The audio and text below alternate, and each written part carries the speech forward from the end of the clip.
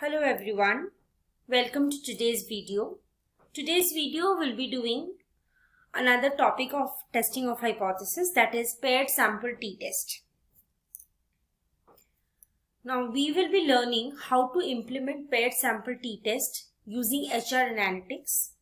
We'll be using HR data to do paired sample t-test. I will also show you all how to practically implement paired sample t-test using HR data in SAS.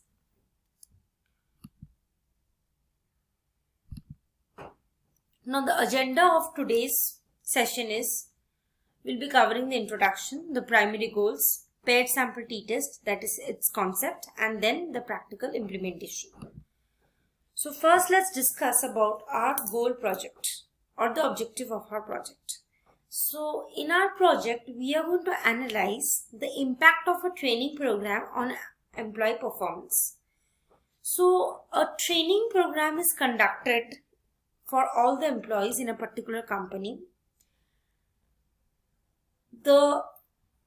Before conducting the training program, an exam is conducted and the score of the exam is noted before conducting the training program.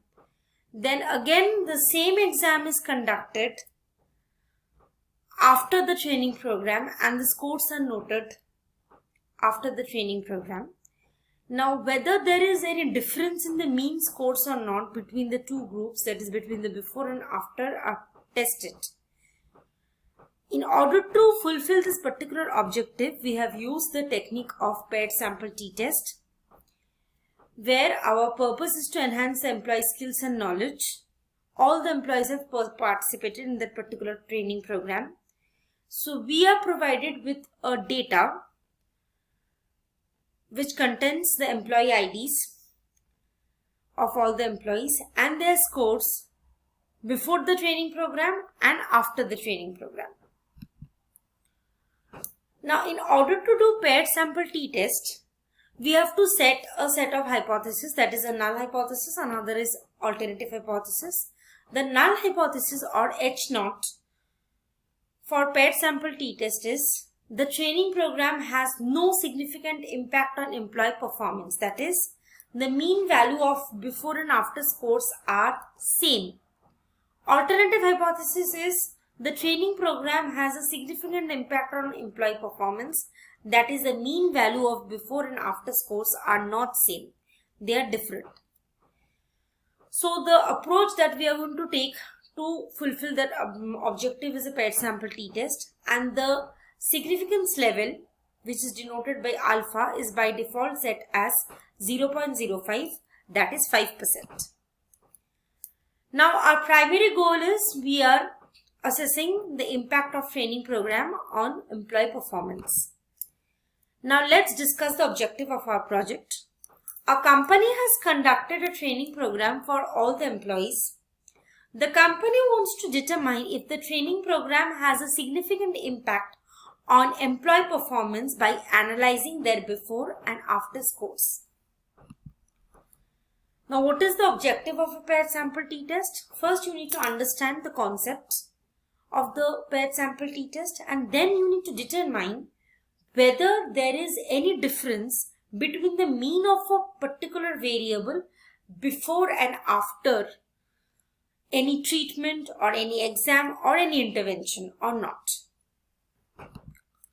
Now these are certain key terminologies that we are going to come across for paired sample t-test. First is the paired sample, that is two sets of measurements are taken from the same group at different conditions. There is a population mean, which is denoted by mu, that is the true average of the entire population. There is a sample mean, which is denoted by x bar, which is the average value of our sample or average of the sample differences. Null hypothesis is the mean difference between the two groups is 0, that is there is no change. Alternative hypothesis, that is H1, is the mean difference is not 0, that is there is a significant change or there is a significant difference between the two groups. Now the default level of significance is 5%, that is 0.05. Now you need to understand that what are the situations you have to apply paired sample t-test. So the first criteria or the first situation where you can apply the paired sample t-test is that when you have single group and you are measuring from the single group twice based on two situations, that is before or after. Say that two situations are before and after, and then you want to test whether there is a significant difference in the mean between these two situations. Now let's discuss the assumptions of the paired sample t-test. The first assumption for the paired sample t-test is each subject is measured twice. The differences between the pairs has to be independent, that is, they should not get influenced by each other. The distribution of the differences should be normally distributed. In real-time scenario, we say that it should be approximately normally distributed. The differences between the pairs should have a homogeneous variance, that is, the variance should be equal or it should be homogeneous, that is, it should be of same type to ensure the consistency of the data. Now, let's come to the concept of how will you take the decision based on the result that you get in a paired sample t-test. So, according to the p-value approach that we are going to follow to do paired sample t-test, you will be getting a p-value. If the calculated p-value is greater than the level of significance, which is by default 0.05, then you will accept null hypothesis. That is, you will be accepting H0, which denotes that the mean between the two groups are same. And if the p-value is less than 0.05, then you will reject H0. That is, you will be accepting the alternative hypothesis, which denotes that the mean values between the two groups are not same. Now let's move to the practical portion of how to implement the paired sample t-test in SAS using our data. That is, we are going to use our HR data.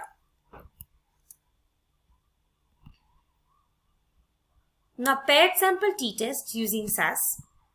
I will show you the implementation of paired sample t-test using SAS.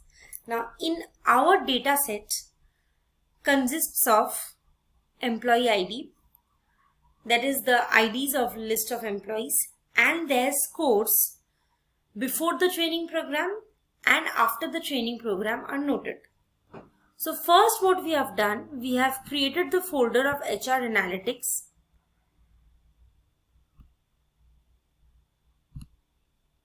See here, I have created one folder of HR Analytics, inside which I have uploaded my raw data file, that is my CSV file. So in order to create the folder,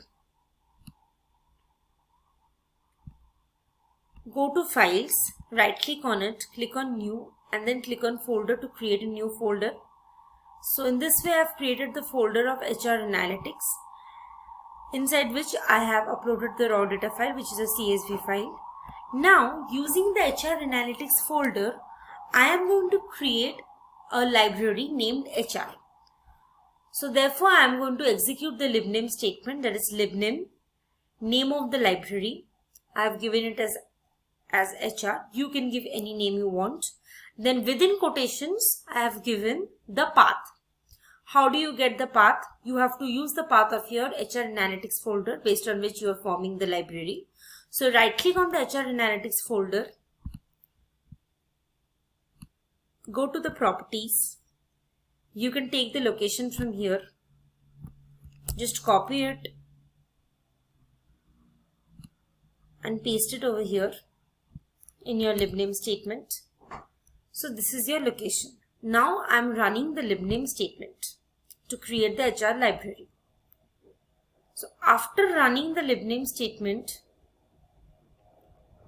if you go to libraries, my libraries, you will see the HR library is created.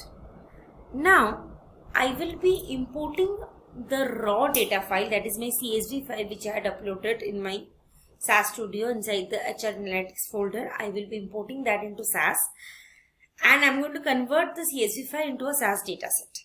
So I am importing the dataset or the CSV file and I'm creating the SAS dataset inside my HR library. So I'm using the procedure that is proc import. Proc import data file equals to, within quotations, I've given the path of my file, that is raw data file. So my raw data file is inside HR Analytics folder, that is H.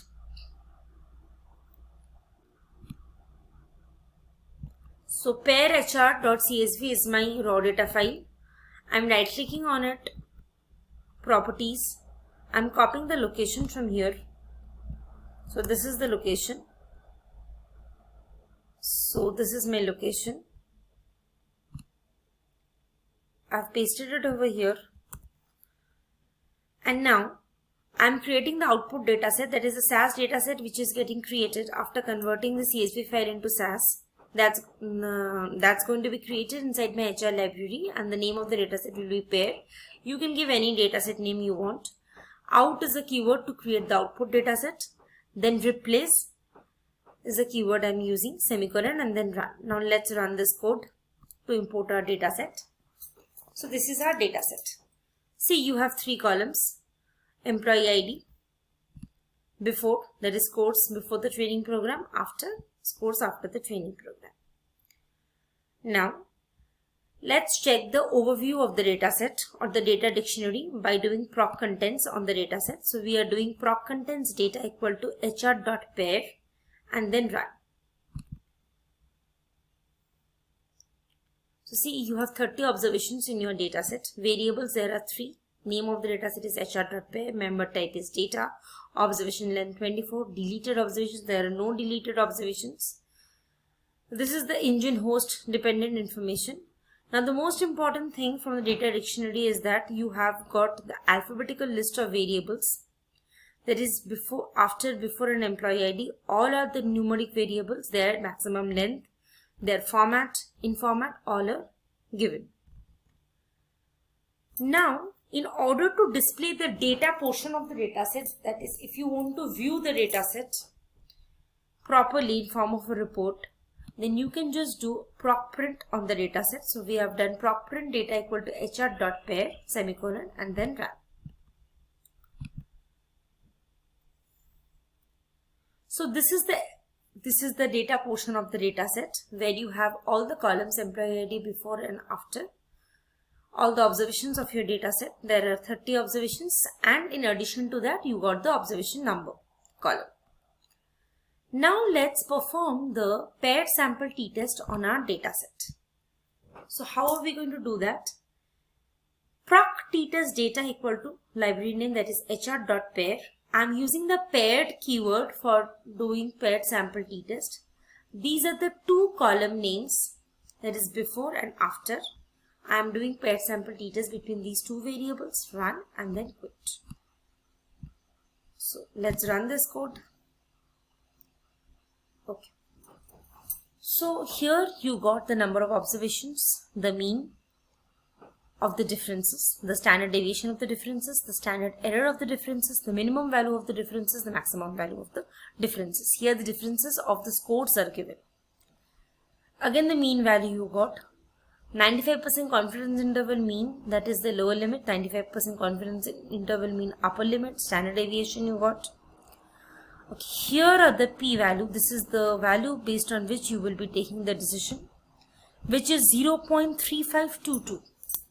That is your p-value that is calculated using the p-value approach is 0.3522, which is greater than your level of significance, that is by default 0.05. So you will accept the null hypothesis over here. So the null hypothesis of the test is that the mean value for both the groups are same. So there is no difference between the scores of the 2 groups, that is before and after. That is the interpretation that you got. Next, this is the distribution of the differences. See, this is approximately normally distributed. This is the paired profiles for before and after. This is the agreement of before and after, and this is the QQ plot or the quantile plots of before and after, that is of the differences. where the data points are approximately coinciding the 45-degree line. So the interpretation that we got from the result, or the conclusion that we concluded from the result, is that my p-value is greater than my level of significance. My p-value is 0.3522, which is greater than the level of significance. So I will accept the null hypothesis, and the null hypothesis for my test or for my project is that the mean value for the scores are same for before and after. So H naught is mean value for before and after is same. So that means what? There is no significant impact of the training program on the employee performance, because the mean values for both the set of performance before the training program and after the training program are same. So that's all for the paired sample t-test. So I hope all of you have understood how to implement the paired sample t-test using SAS.